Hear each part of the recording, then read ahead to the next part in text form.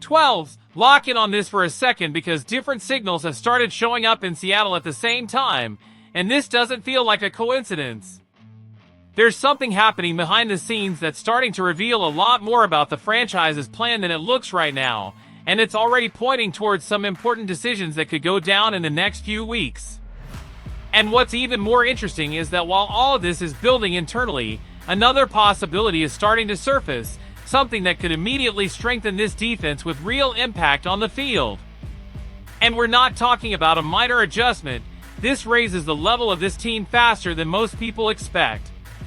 Now pay attention to this, because when you connect everything with a discussion that's been dividing opinions lately, the feeling is very clear. Seattle is getting close to a decision that could directly shift the direction of this team and catch a lot of people off guard. So stay with me until the end, because this might explain a scenario that not many people are seeing right now. And let me start by saying this, 12s, the Seattle Seahawks may have found a smart, strategic, and extremely valuable solution to one of the biggest issues on this roster. The secondary lost key pieces recently, players who brought consistency, depth, and most importantly reliability in big moments. And when that happens, it's not just one position that takes the hit, the entire system feels it. The defense loses flexibility, loses the ability to adjust, and in today's NFL, that comes at a price. But instead of going after two separate players, spending picks and splitting resources, the front office is looking at a much more efficient path, solving two problems with one single player. And that's exactly where a name starts gaining attention inside the building, Tre'Davious Stukes. And before anything, forget first-round hype or flashy headlines, because that's not where this player's value comes from. What stands out here is something this roster desperately needs: true versatility on the field. And when I say versatility, I'm not talking about the usual buzzwords. He can line up at corner, play safety, slide into the nickel, and that completely changes how a defense can operate without constantly rotating personnel. For a defensive coordinator, that's gold, because it gives you multiple looks, multiple reads, and most importantly, unpredictability. And against modern offenses, that makes all the difference. But it doesn't stop there, because there's another factor that carries even more weight than people realize in this type of decision: the player's story. Stukes started as a walk-on, no status, no expectations, no spotlight, and still became a team captain. That doesn't show up on the stat sheet, but it tells you everything about leadership, football IQ, and real commitment. And inside a locker room, that kind of profile changes the environment. Of course, the production is there too. Over 50 tackles last season, consistent presence, key pass breakups, and timely interceptions. But there's one detail that makes some teams hesitate: his age. He's entering the league older than the average prospect, and that naturally affects his draft value. But let me tell you something, 12s, for a team with limited picks that needs to maximize every single one, getting a player who can cover multiple roles isn't just a good move, it's a high-level strategic decision. And that opens the door to something even bigger, because while Seattle evaluates this smart solution for the secondary, there's another issue that can't be ignored anymore: pressure on the opposing quarterback. The departure of key pieces from the defensive line left a gap that still hasn't been fully addressed.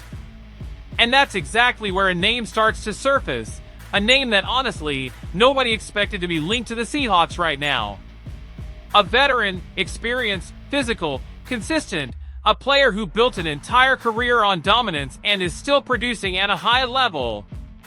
Now picture this scenario: a championship caliber team, structure in place, needing rotation, intensity, and presence in key moments, and a player of that caliber is available. Not to play every snap, but to step in at the right time, apply pressure, make plays, and keep the defense's level high from start to finish. And that's where the name gaining traction in this scenario comes in: Cameron Jordan. And when you look at his recent numbers, this isn't a gamble, this is real production. Impact against the run, constant pressure in the pocket, presence that forces mistakes from the offense. And beyond that, experience from someone who's seen just about every situation this league can throw at you. And there's one more thing that really matters here: mindset.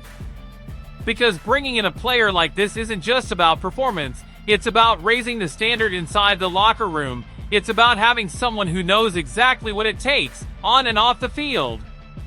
And that changes the ceiling of this defense. Now, if you're still here, it's because you can already tell something big is building. So make sure you hit that like button, subscribe to the channel, and let's keep going, because there's still more to break down. Now lock in again, because maybe the most delicate decision of all is happening at the most important position in sports: quarterback. And no, this isn't about the starter. This is about Jalen Milroe. A player who came in with expectations, real upside, strong arm, mobility, everything you want in a modern quarterback. But the situation has completely changed. With the position stabilized, a clear starter in place, and a veteran backup on the roster, Milroe simply doesn't have a defined role right now. And that creates a real dilemma inside the organization. Do you keep him on the bench without real development on the field, or do you turn him into a trade asset and recover draft capital? Because let's be real, the Seahawks don't have many picks available. And turning a player who isn't being used into future assets is a highly strategic move, especially considering his value is still there. If he were entering the draft right now, he'd likely be one of the most talked about names in the class. But at the same time, there's the other side, the upside.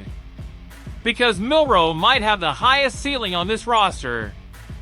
The combination of mobility and arm strength isn't common. And in a league where everything can change in a single moment, having that kind of player available can be the difference between competing or falling behind. Not to mention the contract, low cost, controlled, valuable in today's NFL landscape. So this decision isn't simple. It's present versus future. It's security versus upside. It's immediate strategy versus long-term vision. And that's exactly what defines great organizations. And everything happening right now makes one thing very clear to me: 12S.